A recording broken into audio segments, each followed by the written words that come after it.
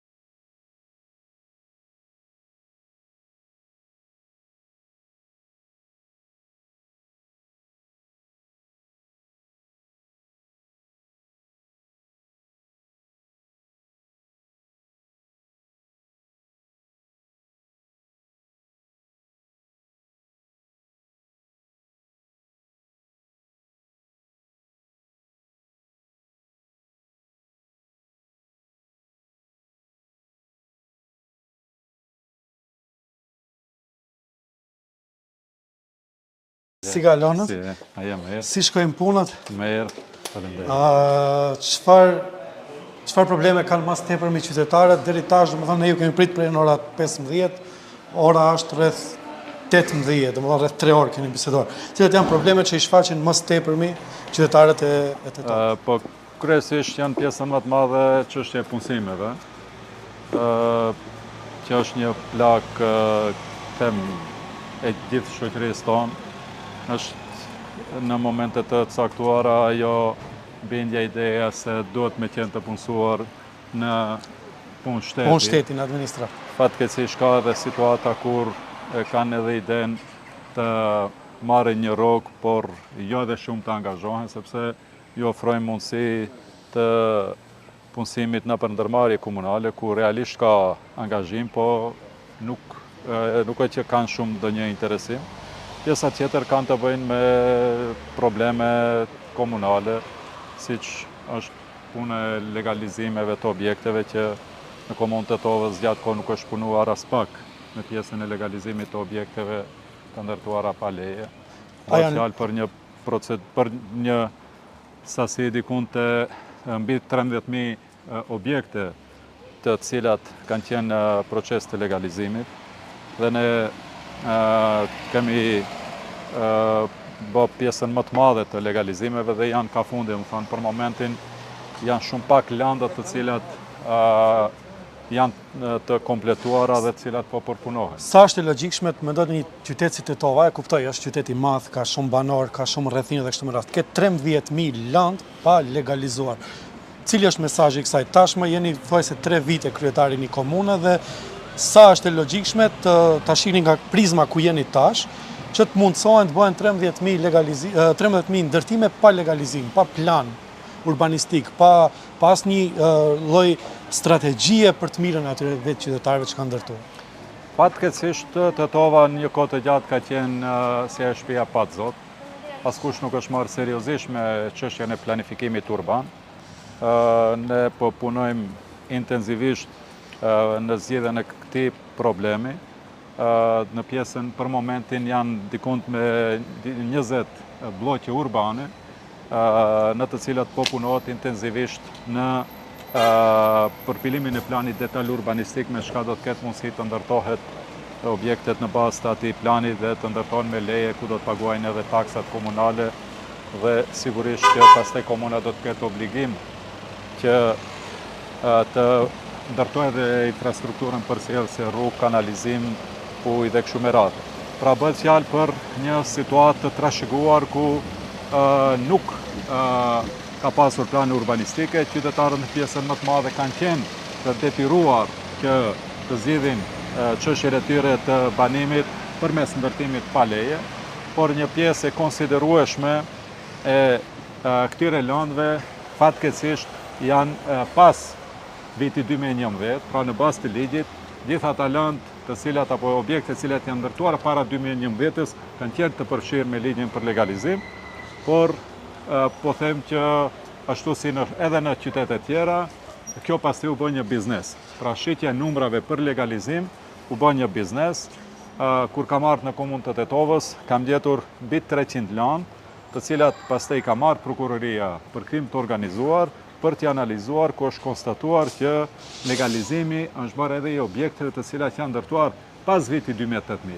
Pra, është një proces i mos interesimit për planifikimin urban dhe njëherësh ka qenë edhe keqpërdorim i një ligji që ka qenë me qëllim të lehtësimit të procedurave të Sa më të thomi që ky fenomen tash është ndaluar. Ju thatë paraprakisht atë thënë që Tetova para se të vini ju ka qenë si një shtëpi pa zot.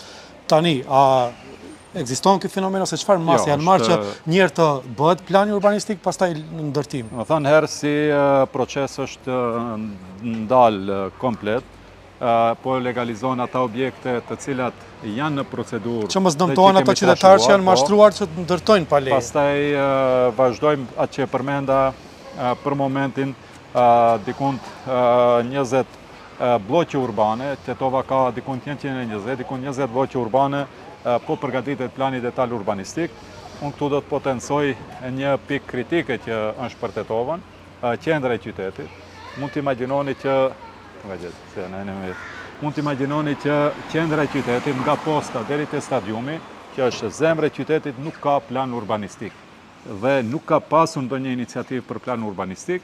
Aty duhet të depërtohet edhe bulevardi që është arteria kryesore e qytetit, bulevardi Ilinden nga sheshi Iliria, nga qendra deri tek stadiumi, tek rrethrotullimi të stadiumi.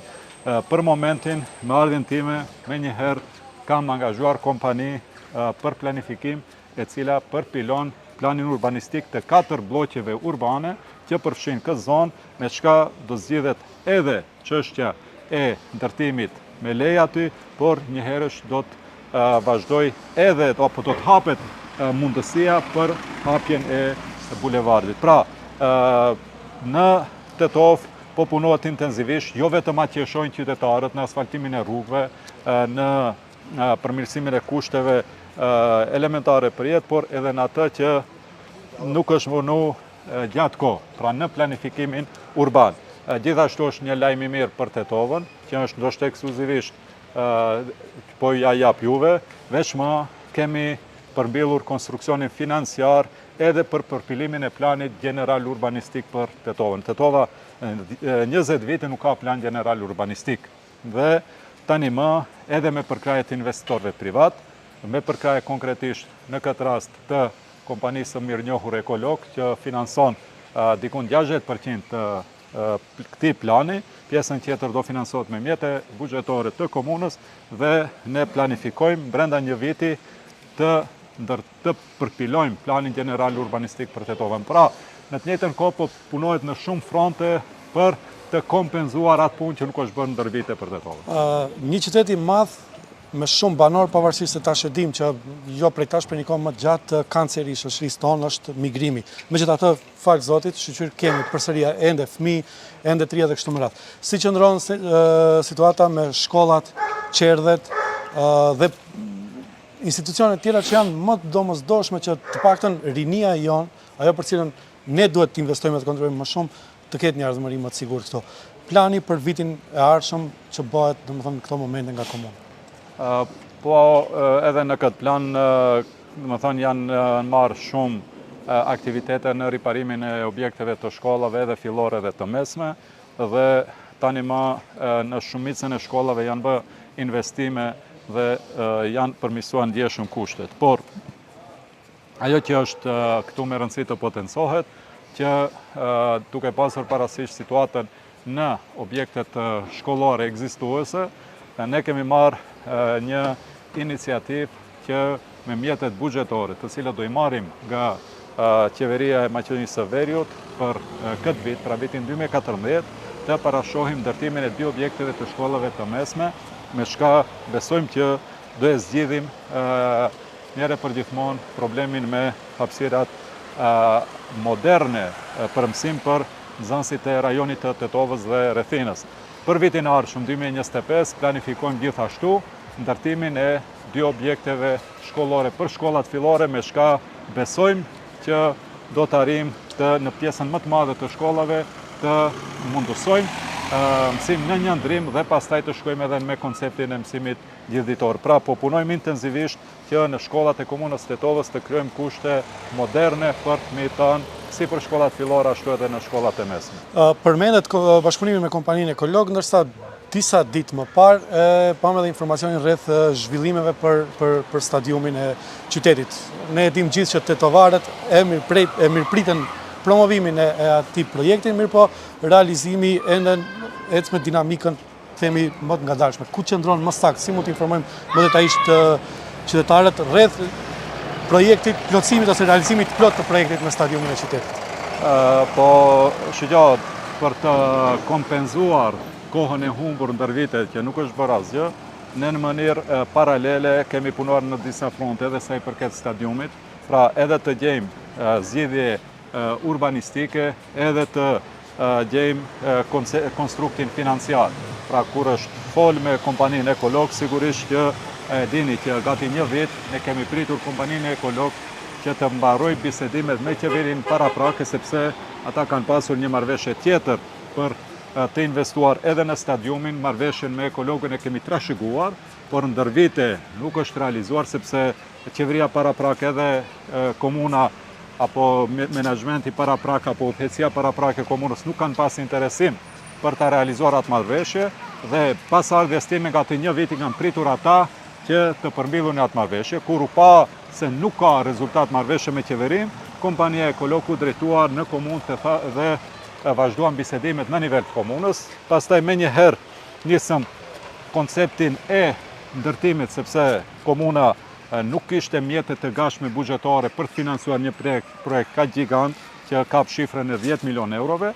Në moment kur siguruam konstruktin financiar, ne siguruam edhe lejen, dhe tani më nga kjo javë ne vetëm e promovuam se mund të nisin punimet për ndërtimin e stadiumit, po edhe këtu që mos humbim kohë, ne ndërkohë dham leje për punë përgatitore që të prishet ajo tribinë e cila tani më do ndërtohet. Pra ne nuk kemi humbur kohë në prishje të tribinës në moment kur merret leja, derisa punohi në drejtim të përgatitjes së lejes, ne dham një leje për prishje apo punë përgatitore me të cilën u krijuan kushte për të prish tribina, dhe tani vetëm në bazë të lejes mund të fillojnë edhe punimet e ndërtimit. Mund të hapim një afat kur mund të jetë gati stadiumi, kur mund të luhet ndeshja e parë në një stadium të ri e Shkëndijës, por edhe ekipeve tjera në koncepti i ndërtimit të stadiumit është që të ndërtohet në 4 etapa. 4 tribina do ndërtohen me 4 faza. Ka filluar tribina përballë tribinës kryesore, e cila unë besoj se për një periudhë dikun deri ka mesi verës së vitit të ardhshëm do të përmbillet, edhe pastaj do shkojmë me faza tjera deri në fazën e fundit do të jetë tribina kryesore. Derisa të ndërtohet tribina kryesore, stadiumi do të jetë në shfrytëzim të Shkëndijës edhe të ekipeve tjera të Tetovës. Kur do të dikun planifikohet për 6 muaj të ndërtohet tribina kryesore, vetëm atëherë stadiumi do të jetë i mbyllur derisa të kompletohet si projekt. Me siguri për Tetovën ka shumë se çka flitet, megjithatë tani ajo që është temë diskutimi, dua gradualisht kalojmë edhe tek tema për pushtetin qendror. Projektet që do t'i financojë qeveria. A mund të bëjmë diçka të tillë konkretisht se në çfarë projekte do të kërkohet mbështetje komuna e Tetovës për qeverisë? Unë përmenda, domethënë për këtë vit ne pjesën më të madhe të mjeteve do i shfrytëzojmë për ndërtimin të objekteve shkollore për 2 shkolla të mesme, me shka do e zgjidhim problemin me objektet shkollore të shkollave të mesme. Vitin e ardhshëm një pjesë të mjeteve do i shfrytëzojmë për ndërtim të objekteve shkollore për shkollat fillore, dhe pjesa tjetër edhe këtë vit edhe vitin e ardhshëm do shkojnë për projekte infrastrukturore. Paraqet një pjesë e konsiderueshme mjeteve të shkojë për asfaltim të rrugëve, për ndërtim të rrjetit të ujësjellësit, sepse në bazë të një studimi që e kemi përgatitur ne, duhet që të investohet në riparimin e rrjetit të ujësjellësit. Veç më kemi projekte konkrete për disa zonat të Tetovës për ndërtim të rrjetit të ri të ujësjellësit. Këto do të futen në planin për finansim në vitin e ardhshëm, gjithashtu edhe kanalizimet atmosferike, kanalizimet fekale. Gjithashtu këtu mund të informoj qytetarët që deri në fund të vitit do të përmbyllet edhe procedurat e tenderimit për projektin gigant që është për Tetovën, diku rreth 20 milion euro, që do të financohet nga burime të europiane, të fondeve europiane, që do të zgjidh njëherë për gjithmonë çështjen e ujrave fekale, ujrave të zeza. Pra, bëhet fjalë për kolektorin e ujrave të zeza dhe stacionin e filtrimit të ujrave të zeza, me çka edhe njëherë po them do zgjidhet një problem kapital për Tetovën dhe ujrat e zeza nuk do të shkojnë në fushën e Pollogut, por do të filtrohen dhe si të pastra do të dirhen në lumin Vardar. Pra, bëhet fjalë për disa segmente të jetës tetovare me shka ne po investojmë dhe po punojmë çdo ditë për të përgatitur projekte, për të realizuar projekte dhe këtu po them që bëhet fjalë për gjithçka, pra që nga infrastruktura nëntoksore, bitoksore, shkollat, qerdhet dhe gjithçka që ka të bëjë për një jetë më të mirë për tetovarët. Tani dihet ajo se çka është punuar deri tani edhe ato që i cekën, po para se të kalojmë në temën për politikën qendrore, se tash jeni edhe lideri njerëz prej partive në pushtet dhe nuk mund ta anashkalojmë megjithatë. Deri në fund të vitit, edhe cilat projekte të presin si të realizuara qytetarët e Tetovis? Që mund të themi se u mbajt një premtim për vitin 2024.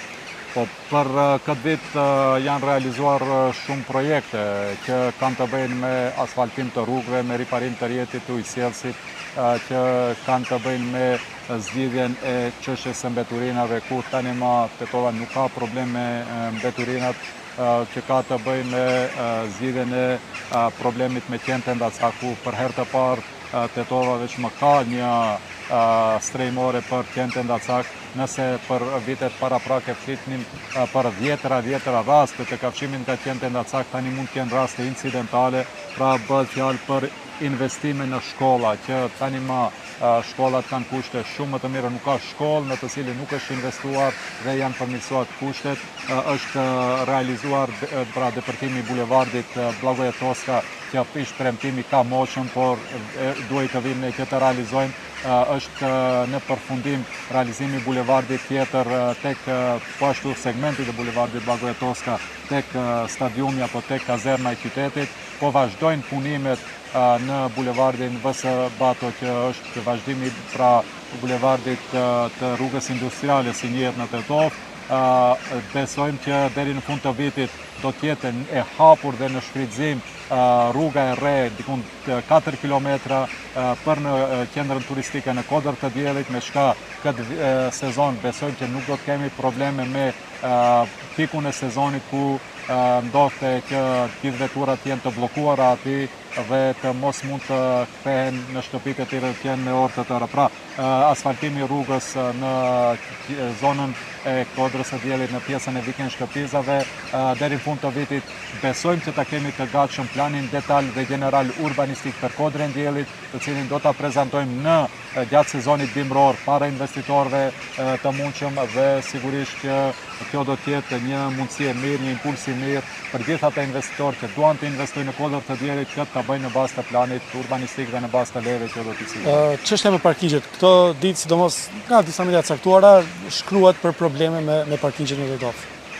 Në bazë të zgjedhjes së fundit të ndryshimit të ligjit për planifikim urban, tani më komunat do të kenë mundësi që garazhet në katet ti planifikojnë përmes projekteve urbanistike, pra nuk ka nevojë që të ndryshoj projekti për gjithë bllokun, po me destinim edhe garazhet në kate do të mund të përgatiten me procedura të shkurtuara. Me këtë ne vetëm kemi dhënë urdhëresje të nisë përgatitja apo zgjidhja urbanistike për diku të 3 lokacione ku planifikojmë të ndërtojmë garazhe në kate, të cilat janë pikat më kritike të qytetit, dhe me këtë besojmë që deri në zgjedhjet e radhës do të mbajmë premtimin edhe do të bëjmë edhe zgjidhjen e problemit edhe një premtim të cilin e kemi pasur për zgjedhjet e fundit, dhe sigurisht që besojmë që në brenda vitit të ardhshëm të nisë ndërtimi edhe i së paku një parkingu në kate dhe të vazhdoj pra pjesa e procedurave edhe me partneritet privato-publik për ndërtimin e të parkingjeve tjera, sepse nuk mund të garantoj që komuna ka kapacitet me mjetet e saj buxhetore të ndërtoj aq parking apo garazhe në kate sa ka nevojë, po pjesën tjetër, ashtu si në disa raste që kemi zgjidhur problemet me partneritet privato-publik, siç është këtu rasti edhe me menaxhimin me mbeturinat, edhe me ndriçimin publik, por edhe me shumë çështje tjera, ne edhe te ndërtimi i parkingjeve në kate do të kërkojmë partner privat që të ndërtojnë parkingje në kate dhe të kontribuojnë në zgjidhjen e këtij problemi. Tani, si lideri i Lëvizjes Besa ose si parti, jeni pjesë e pushtetit dhe e koalicionit Blen. Sa është më i lehtë bashkëpunimi dhe sa punohet më lehtë një komunë, sa më ketë më shumë sukses, domethënë kur është edhe pjesë e pushtetit qendror, por edhe ati lokal.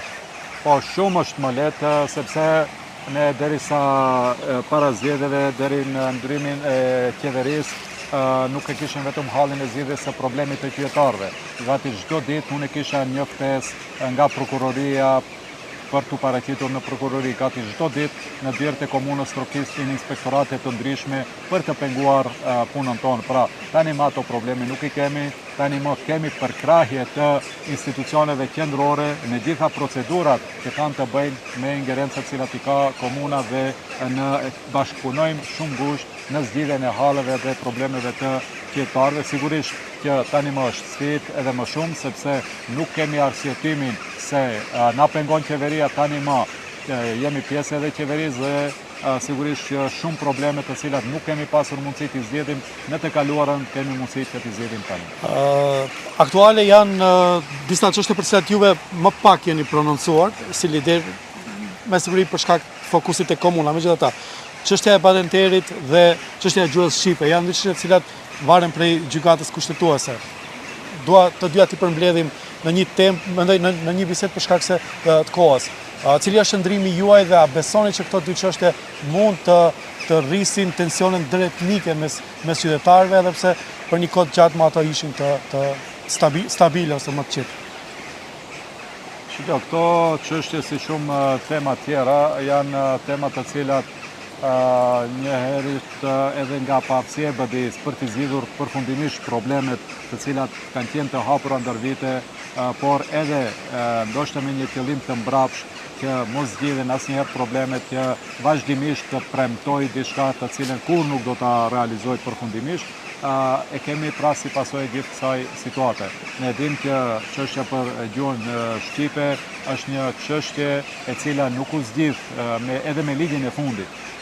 Sepse leqë nuk e përmbylli zyrtarizimin e gjuhës shqipe, por edhe këtë zgjidhje gjismake të cilën e ofroi nuk u përmbyll komplet koncepti, sepse kishte me vjetra ligje që duhej të ndrohen, të harmonizohen me ligjin për përdorimin zyrtar të gjuhës shqipe, të cilat kur nuk u implementuan dhe të cilat sot janë bazë për gjykatën kushtetuese për të kontestuar kushtetueshmërinë e këtij ligji.